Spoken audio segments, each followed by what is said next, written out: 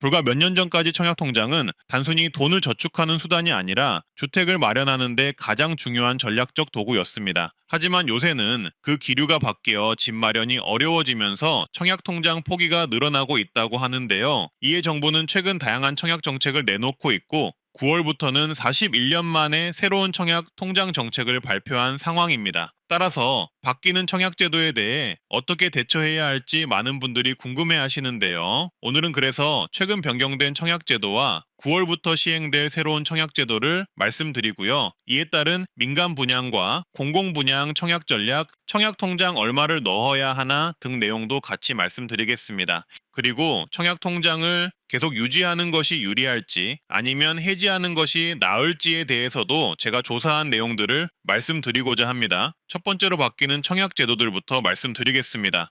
먼저 청약부금, 청약예금, 청약저축 가입자들이 앞으로 주택청약 종합저축통장으로 전환이 허용이 됩니다. 청약부금, 청약예금, 청약저축 가입자들은 2009년 이전 청약통장 관련 상품 가입자들인데요. 2009년 이후 상품인 주택청약 종합저축이 민영주택, 공공주택을 동시에 청약할 수 있는데 반해 종전청약통장 가입자들은 민영주택 또는 공공주택 한 가지만 청약할 수 있어서 형평성 논란이 있었다고 합니다. 따라서 정부는 9월부터 기존에 민영주택, 공공주택 하나만 청약 가능했던 종전청약통장 가입자들을 모든 주택 유형에 청약할 수 있는 주택청약 종합저축으로 전환을 허용하고 기존 납입 실적 또한 그대로 인정해주기로 변경을 한다고 합니다. 하지만 여기서 함정이 있는데요. 청약 기회가 확대되는 유형은 신규 납입분부터 실적이 인정된다고 합니다. 한마디로 청약 예금, 청약 부금이 가입되어 있던 분들은 주택청약 종합저축통장으로 전환을 하더라도 공공주택 청약을 위한 월납입 인정금액, 납입 횟수를 처음부터 채워야만 공공주택에 도전해볼 수 있는 것입니다.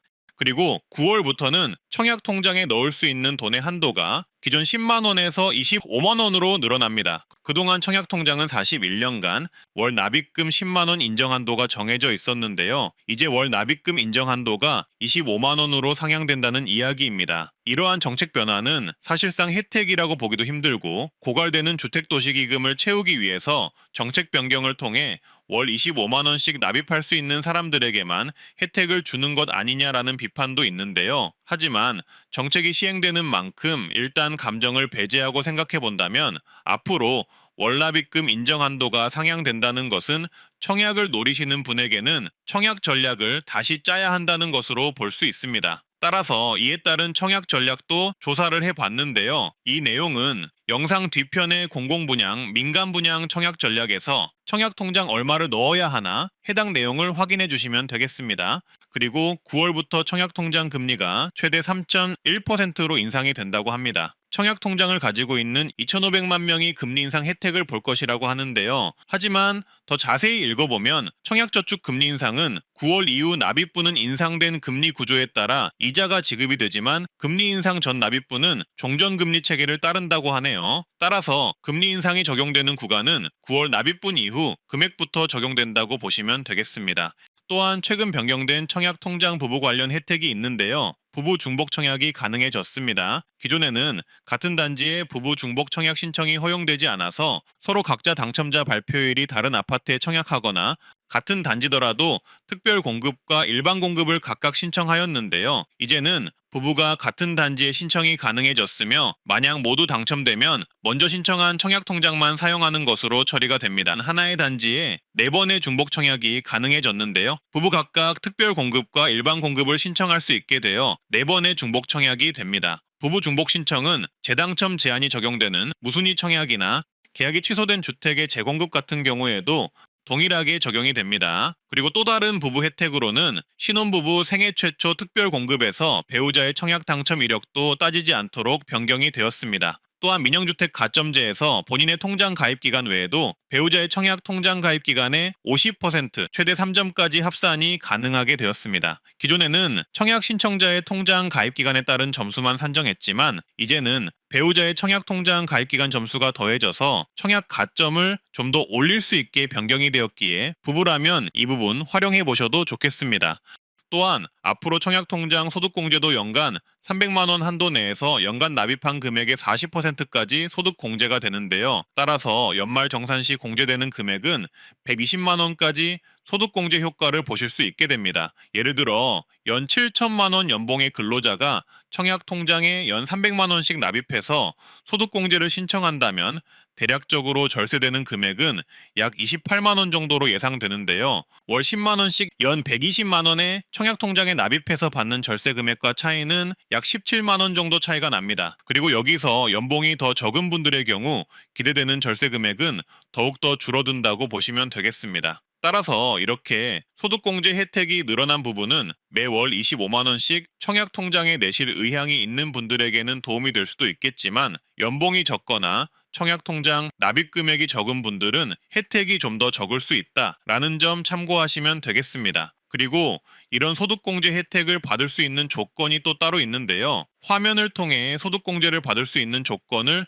필수로 확인해 보시길 바라겠습니다. 추가적으로 소득공제의 경우 25년 1월 1일부터는 배우자까지 확대할 예정이라고 하니 이 부분은 한번 지켜보시면 좋을 듯 합니다.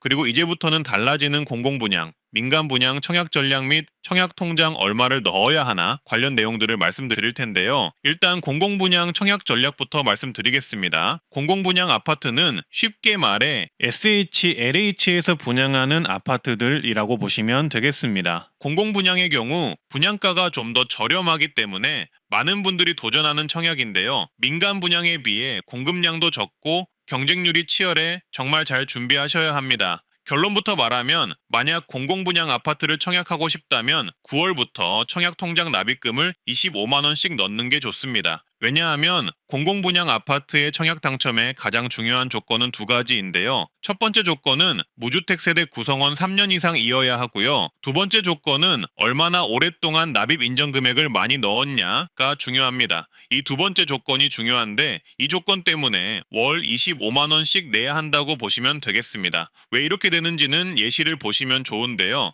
최근 서울 마곡지구 공공분양 아파트의 당첨 조건을 보면 당첨 하한선 금액을 볼 수가 있는데 84형 30평대 아파트 기준으로 무주택 세대 구성원 3년 이상 납입 인정 금액 총 저축액이 2,250만 원 정도가 당첨 하한선이었습니다. 따라서 무주택도 오랜 기간 유지해야 하지만 청약 통장에 약 2천만 원 이상 납입 인정 금액으로 있어야 청약을 도전해 볼 수 있다는 것입니다. 경기도의 경우는 상황은 조금 낫습니다. 작년에 검단 신도시 공공분양 당첨 하한선 금액은 84형 아파트 기준으로 1,300만 원 정도였습니다. 청약통장 납입 인정 금액이 1,300만 원 이상은 있어야 도전을 해볼 수 있다는 것입니다. 따라서 결론은 공공분양의 경우 회차별 납입 인정 금액을 최대한으로 넣으신 분들 그리고 오래 넣으신 분들이 청약 당첨에 유리하다는 것입니다. 근데 여기에 납입 인정 금액이 25만 원으로 올라 버렸으니 앞으로는 25만 원씩 오래 넣는 분들이 유리해질 수밖에 없는 구조입니다.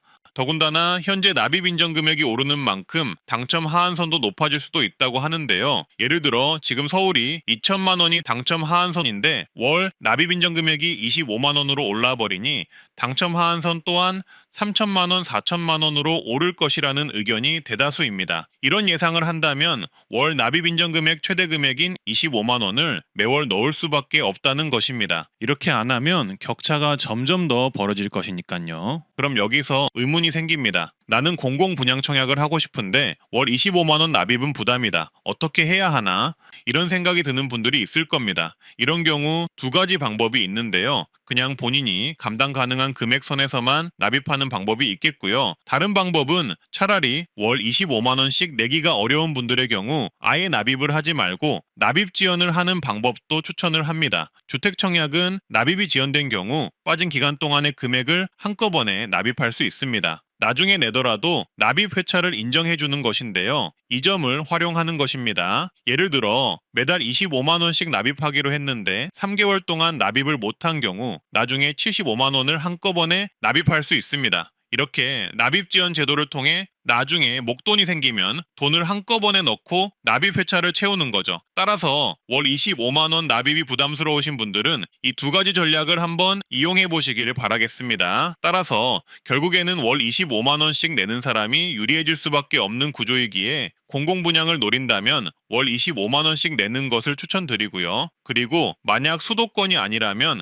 좀 더 당첨 하한선이 낮을 수 있으니 본인이 도전하는 공공분양 지역의 당첨 하한선 금액을 미리 파악하고 이에 맞춰 청약을 준비해 보시길 바라겠습니다. 그리고 민간 분양 청약 전략을 말씀드릴 텐데요. 민간 분양을 노린다면 이번에 변경된 월 납입 인정 금액과는 상관없이 청약 가점을 쌓는 게 중요합니다. 가점을 모으는데 가장 쉬운 방법은 바로 청약 통장을 가지고 있는 것인데요. 청약 통장 가입 기간을 보기 때문에 일단 돈을 넣던 넣지 않던 청약 통장을 유지하는 것을 추천드립니다. 돈을 하나도 안 넣어도 상관은 없습니다. 조금이라도 더 먼저 가입한 통장, 오래된 통장일수록 가점이 쌓여 유리하다고 보시면 되겠습니다. 그 외에도 무주택기간 가점과 부양가족 가점 등이 있는데요. 무주택기간 가점은 나이가 들어야 가능한 것이고 부양가족 가점 또한 내 마음대로 할 수 있는 것이 아니니 일단 청약통장 가점이라도 유지하는 것을 추천드립니다. 그리고 이렇게 가점을 쌓아가면서 민간분양 청약 신청을 해보시면 되는데요. 민간분양 청약 신청 조건은 투기과열지구는 가입기간 2년 정도 있어야 신청이 가능하고 수도권은 12개월, 수도권 외 지역은 6개월 경과가 되어야 신청이 가능합니다. 그리고 예치 금액 기준만 충족하면 신청을 하실 수 있는데요. 예치 금액은 지역과 지원 평수에 따라 각각 다르니 화면을 참고해 주시면 되겠습니다. 따라서 민간 분양의 청약을 원하신다면 이렇게 청약 통장 유지, 무주택, 부양가족 가점 등을 쌓아가면서 청약에 도전하시는 것을 추천드립니다. 다음 내용은 청약통장 해지를 할지 말지 고민하시는 분들을 위한 내용인데요. 해지를 해도 되는 사람, 해지를 하면 안 되는 사람으로 구분해서 정리를 해봤고요. 먼저 해지해도 되는 사람은 이렇습니다. 치솟는 분양가가 부담되는 사람, 청약을 통한 시세 차익 기대감이 감소되었다 판단하는 분, 청약 경쟁률 급등으로 당첨이 어렵다라고 판단하는 분, 청약보다 다른 투자처가 더 유리한 경우가 있겠습니다. 실제로 최근 몇 년간 분양가가 지속적으로 상승을 하고 있고 수도권 인기 지역은 분양가가 매우 높아져서 청약에 당첨되더라도 구매할 수 없는 정도의 가격으로 분양가가 나오기도 하기에 차라리 아파트 매매를 고려하시는 경우에는 굳이 청약을 유지하실 필요가 없고요. 청약을 통한 시세 차익 또한 예전만큼 기대하기가 어려운 경우가 많아진 것도 사실입니다. 청약 경쟁률 또한 높아져서 당첨이 더더욱 어려워졌기에 당장에 집이 필요하신 분들에게는 청약이 오히려 필요가 없을 수도 있고요. 그리고 청약 통장에 있는 목돈을 활용하여 다른 곳에 투자하고 싶거나 수익률이 더 높은 투자처를 찾으신 분들 또한 해지해도 되는 분들로 분류해 봤습니다. 다음은 해지하면 안 되는 분들을 정리해 봤는데요. 장기간 청약을 가입했고 납입 인정 금액을 최대로 꾸준히 넣으신 분 아니면 로또 청약을 노리는 경우가 있겠고요. 그리고 민간 분양을 노리는 경우나 25만 원씩 납부하는 게 부담이 안 되는 분, 청년 주택 드림 청약 통장 소유자분들은 해지하면 안 되는 분들로 분류를 해 봤는데요. 청약을 오래전 가입했고 꾸준히 납입 인정 금액을 최대로 넣으신 분의 경우 공공분양 청약 신청 시 유리하기에 공공분양을 노린다면 해지하기보단 오히려 9월부터 25만 원씩 꾸준히 넣으시면서 차라리 공공분양 준비에 더 박차를 가하시는 게 좋겠습니다. 그리고 로또 청약을 노리는 경우는 수도권의 경우 일명 로또 청약이라고 불리는 청약이 뜨기도 하는데요. 예시로 최근 한강뷰 공공분양으로 5억의 시세 차익을 올릴 것으로 예상되어 소문이 난 옛 수방사 용지 지역 공공분양 청약 등이 있겠습니다. 청약 통장이 있으면 분양가 상한제 지역이면서 주변 시세보다 저렴하게 나온 곳에 청약을 할 수 있으니 이런 시세 차익이나 로또 청약을 노린다면 청약을 유지해야겠죠. 그리고 민간 분양을 생각하고 있는 경우라면 청약 통장을 유지하는 게 좋은데요. 민간 분양의 경우 오래된 청약 통장은 여전히 가치가 있습니다. 청약 가입 기간이 길수록 높은 가점을 얻을 수 있어서 청약 경쟁에서 큰 장점이라고 볼 수가 있는데요. 이런 분들은 차라리 청약 통장에 월 납입금을 넣지 않더라도 통장을 해지하지 말고 가지고 있는 게 청약 가점 유지 측면에서 더 낫다고 볼 수가 있겠습니다. 그리고 월 25만 원씩 납부하는 게 부담이 안 되는 사람이 있는데요. 공공분양을 노리면서 월 25만 원씩 납부를 하는 게 부담이 안 되는 분들이나 월 25만 원씩을 내면서도 추가로 적금이나 투자를 하실 수 있는 분들은 굳이 청약통장 해지를 할 이유가 없겠죠. 여기에 추가로 청약통장 소득공제를 연 120만 원까지 받을 수 있고 앞으로 배우자까지 소득공제에 포함해 줄 것이라고 하니 소득공제 혜택도 챙겨가실 수 있고요. 그리고 청년주택드림 청약통장 소유자의 경우 해당 통장을 2년 이상 소유하면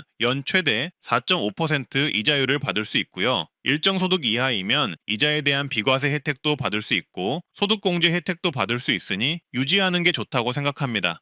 마지막으로 청약 통장을 해지할 때의 주의점입니다. 일단 목돈이 필요하다면 청약을 해지하기 전에 청약 담보대출 제도를 고려해 보시길 바라겠습니다. 비교적 낮은 금리로 내가 넣은 청약 저축액 한도 내에서 대출을 받아 이용할 수가 있고요. 대출을 받더라도 납입 횟수, 청약 자격 등은 유지가 되니 청약을 안 깨고도 목돈을 마련할 수 있는 방법입니다. 그리고 청약 통장을 해지하면 가입 기간과 납입 횟수가 초기화된다는 점도 참고하시길 바라겠습니다. 소득 공제를 받은 경우에는 해지 시 추가 세금을 납부해야 할 수도 있습니다. 따라서 청약 통장을 해지하기 전에 신중하게 생각을 하셔야 하는데요. 내가 청약 통장을 유지하는 게 유리할지 아니면 깨는 게 유리할지 영상을 통해 잘 비교해 보시고 판단하시길 바라겠습니다. 오늘 말씀드린 내용은 청약 통장의 변화와 그에 따른 전략에 대해 다뤄봤는데요. 시청자님들의 재정 상황과 목표에 맞게 청약 전략을 잘 세우시기 바라겠습니다. 오늘의 내용이 도움이 되셨다면 좋아요와 구독, 주변에 공유 한번 해주시고요. 트렌드 라디오는 다음 영상에서 더 유익한 정보로 찾아뵙겠습니다. 오늘도 건강하고 행복한 하루 되세요. 감사합니다.